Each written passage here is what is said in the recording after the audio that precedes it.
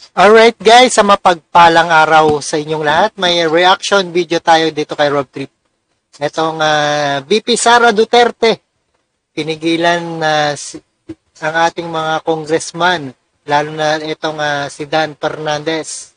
At VP Sara Duterte approach Chairperson Joel Chua after heated exchange. At ito ay after the heated exchange, Vice President Sara Duterte approach represented Joel Chua, Chairperson of House Good and Governance and Public Accountability. Alright, panoorin po natin guys. Another further ado. Alright, intro muna tayo guys.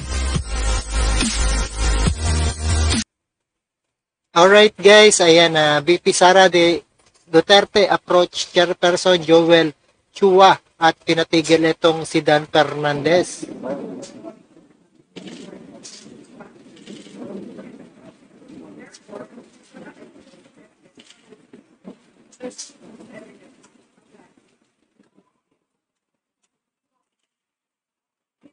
Alright, yan po kaganapan sa Senate hearing.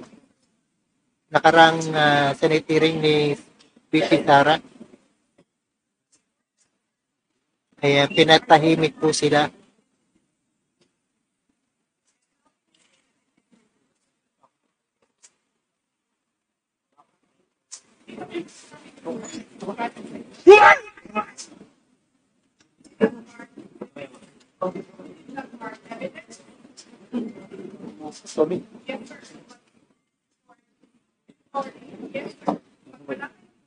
Ma'am, dito na kayo.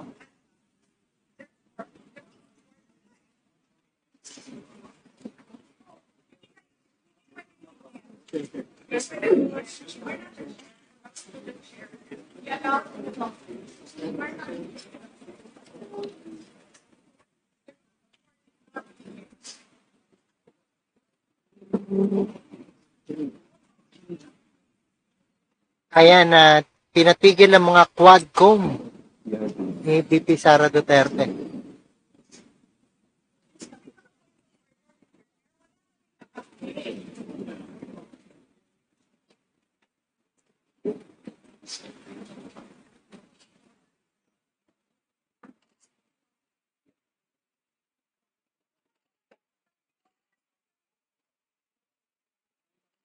Talagang bias itong mga Quadcom, no?